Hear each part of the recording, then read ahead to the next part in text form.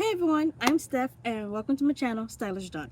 So I'm going to talk about the 10 things I learned since embracing my natural hair and getting locks.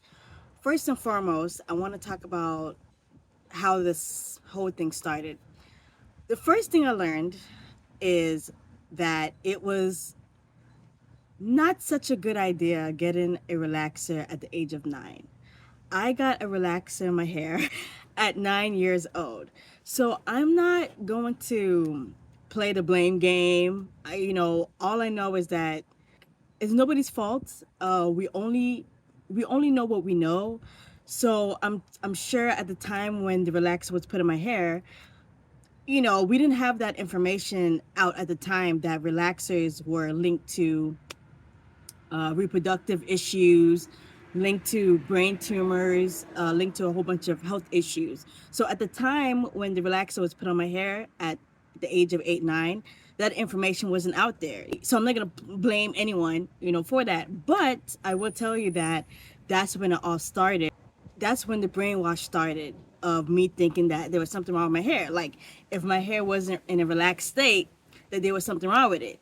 So that definitely started at an early age. It also stemmed from getting dolls. I got dolls that didn't have my hair texture when I was small. I had dolls that had straight silky hair and my hair looked nothing like those dolls, and I feel like that was doing something, kind of internalized that dislike of my own hair texture, where you think like, oh, my hair is not this straight and long and flowy, and I want my hair to look like this, because those were the only type of dolls I had when I was little, with the dolls with the straight long hair. So when I was little, I would put the doll hair like close to my head and pretend that was my hair, or I would take like maybe like a blanket or a shirt and put it over my head and walk around and pretend it was my hair, so these are just little things that just started when I was small, that that condition of thinking that my hair was horrible. Basically, I learned that the brainwashing literally starts from a small age. The second thing I learned was that I spent so much money trying to change the look of my hair. I spent so much money trying to achieve that long silky look or curly loose texture, and I spent so much money on that. I spent so much money on wigs. I spent so much money on weaves and products and whatever I could get my hands on that would basically give me that type of a different type of hair texture for my own hair. So an example of that would be I would whenever I got my student loans, I would use the student loan money, instead of using that money to invest it into something that made more sense. I would use that money to invest in getting the latest maybe Brazilian wig that I saw like online, or Peruvian, or whatever that texture, whatever the trend was at the moment, type of hair texture. That's the texture I would spend my money on it. So I would go online shopping around for wigs like Brazilian, because at the time it was all about the Brazilian, wavy type of look, so I would go online and I would look for like the best Brazilian wig I can find online, and those wigs cost like hundreds of dollars. Like if you wanted a good wig, you had to spend money. You had to spend at least hundreds of dollars just to get one that wouldn't tangle up, because a lot of those wigs, they get tangled after a while. So I was looking for one that the texture would look nice, and yeah, the wigs would definitely look good, they definitely look nice, but the problem was I just was spending so much money on that. Same money that I used to spend on wigs, I could have started a business with that. I could have invested in that. I could have put that away in savings or something like that. But no, I spent all that money that I got from student loans on BS. And most of it went towards hair. It went towards wigs. The third thing I learned from going natural and embracing my hair is that I definitely cared way too much what people thought. I cared so much about getting the validation and approval of basically how my hair looked. If my hair wasn't done, I'd feel like uncomfortable. I'd be like, oh my gosh, I don't want people to start talking about me or look at me a certain way or whatever the case may be. And I need my hair to look done at all times. So I felt like, okay, if I need to get my hair, either my hair needs to be weaved up or my hair needs to be relaxed or whatever the case may be. There's people that They look at hair, they look at black kinky hair as something that's just the most horrible thing in the world. I realized that back then I used to just want to, I just wanted that validation and approval, based on how my hair looked, but now I'm like, you know what, I don't care anymore. The main thing is I have to like it. It doesn't matter if they like it or not. And I don't have to be everyone's cup of tea. Like my hair doesn't have to be everyone's cup of tea. My hair should not have to be a certain way just to make you comfortable, because you want to see my hair look in a certain way. But, I don't think like that anymore. I want my hair to be what I want it to be, according to me. I gotta love it. I gotta approve of it. I gotta validate myself. Most times people like to project onto you. So they wouldn't leave the house with their hair looking a certain way, especially if they have kinky hair. They would never be caught outside wearing their hair like that. So, but if you come out there with your hair looking, furry and a fro and kinky or whatever, they're looking at you like you crazy, But the point is, they looking at you crazy because they wouldn't do it. The fourth thing I learned is that I don't have to continue to put those toxic chemicals in my scalp. The relaxers are linked to all types of health issues that we know of now. Back then we didn't know. I don't have to put that in my hair anymore just to get my hair to look straight and just to have my hair look a certain way so people can be more comfortable. And I'm so glad that I don't have that urge and I don't have that pressure to put those toxic chemical relaxers in my hair. The fifth thing I learned is that when I wasn't natural, I was afraid of water. I was afraid of pools. I was afraid of the beach. I was afraid of just basically sweating out my perm if I worked out, So I realized that, wow, I really didn't want to get into any type of water, when my hair was relaxed or if my hair was weaved up or whatever the case may be. And now I'm like, now that I'm natural and locked up, man, I'll take a dive, like head first into the pool or the beach or whatever. I'm not, if it's raining outside, I'm not afraid. I'm not trying to hide for cover. I feel more free. And I realized that now I'm not afraid of my hair getting wet like I was before. Which leads me to my sixth point, me feeling just more confident and more sure of myself. Like, the crazy thing about it is that when I had weaves and wigs on, for some reason I was always so self-cautious, and I was so cautious of my hair. Like, oh, how's my weave looking? Is something sticking out? I hope my hair doesn't look all tangled up. I hope that it's looking right. I hope that my leave out is not showing. I hope that it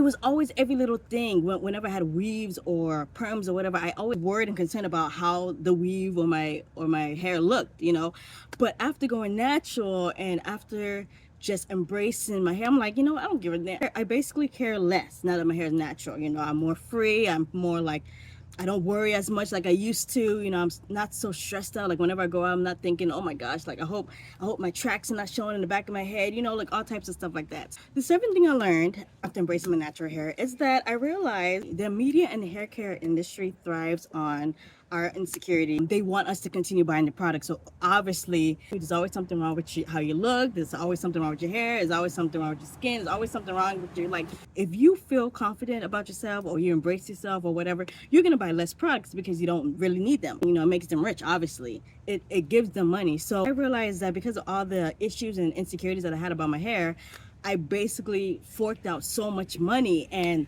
all that money just went down the drain. And I realized that now more than ever, I'm saving so much money because I'm not buying all these hair products and weaves and wigs and all that. The eighth thing I learned after embracing my natural hair is that I used to be so judgmental. Like I used to be one of those people, I was like, ooh, why her hair not done? I used to be so judgmental of people who had locks, but look at me now, I'm locked up. But stereotypes that people have of locks and stuff, but I've grown to love them. I've grown to be fond of them. I love natural hair. I just love to see it now. I love to see the froze. I love to see the twist outs and the braid outs and all that. I just love to see all types of textures of hair. But before, I used to be so judgmental. Like if somebody went to like a party or an event with a natural hair, I used to think, oh, why? How come they didn't weave it up? How come they didn't wig it out? Like, I'm like, but now I'm like, oh my goodness, like that's crazy. Like why somebody that has hair growing out of their scalp, why is that considered like less than, like why is that considered an issue or problem because somebody's rocking their own hair that came out of their scalp? Like why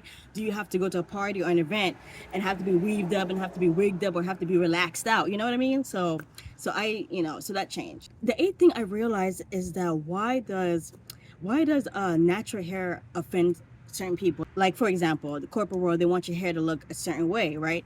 I'm so glad that I don't work in that corporate world anymore. Like, I work for myself, I do my own thing, so I can have my hair however I want it to be. But I just realized that it's just that when you have your hair a certain way, it's weird. Like, people think certain things, like people get, I don't know, maybe it offends some people or whatever the case. It's like, why are you so bothered of somebody's hair, that's coming out of their scalp? Because why? Because the texture looks different, or the texture, or maybe you don't like the texture of it, or whatever the case may be. It's like, why does that bother some people so much? Let people embrace the natural hair. Let them be proud of it. Let them be, let them love it. The ninth thing I realized is that after embracing my natural hair, it just did something to my spirit. It uplifted it, it elevated it to a whole nother level. Like, now I just feel like I think different, I feel different, I feel more confident, I feel more sure of myself, I just feel so, I can't even explain it. But after embracing my hair, especially after getting locks, I feel like it just changed me completely. Like, it's weird. Like, now I'm eating different now. I'm eating quinoa, I didn't even know what that was back in the day. I'm eating healthier, I'm eating more organically, I eat more organic foods, I'm eating eggs where chickens roam free. I'm not talking about the eggs that come from the chickens that are caged up. I'm talking about the chickens that roam free. Those eggs, oof. They pricey, but you know what? It's worth it. But the way I eat is different. The way I feel is different. The way I just think is different. It just really did something to my spirit. Before, when eating McDonald's every day, I was eating some hot mess. And look, I'm not judging you if you eat McDonald's, but if you trying to be on a healthy journey, I'm gonna side eye you a little bit, because you shouldn't be eating that shit. You ain't supposed to be eating that, but whatever. I'm more cautious, I'm more aware of what I put in my body. So it really did something to it just really did something to me. Seriously, if you have locks, let me know in the comments, like, do you feel like it did something to you? Like, it elevated you, or it did something to you spiritually? I don't know, let me know. The 10th thing I learned and I realized after going natural is that it's my duty and it's my job to make sure that my daughter is going to feel the same way about her hair. I want her to be proud of her hair texture. I want her to embrace her hair texture. I want her to feel like she doesn't need to cover it up just to look good, or just to please people, or just to get validation and approval from people. I want her to know that this is your hair. It's you. This is who you are. Embrace it, love it, be proud of it, own it. I want her to I want her to feel confident. I want her to have that self-love and confidence of herself and her hair. It's one thing to tell your kid to, love herself and embrace herself and love her hair and all that. But if I'm not doing it, if I'm not showing her, then, that's like, you know what I mean? It doesn't really make sense. And I want to be that example. I want to be that example for my daughter, so she can, follow in my footsteps. If you're natural or you have locks or whatever the case may be, let me know in the comments, what it did to you. Did it change your perspective on things? Did you learn something from it? What did it do to you? Let me know in the comments. All right, well, thanks for watching. If you like this video, go ahead and hit the like button, subscribe, and thanks for watching. Bye.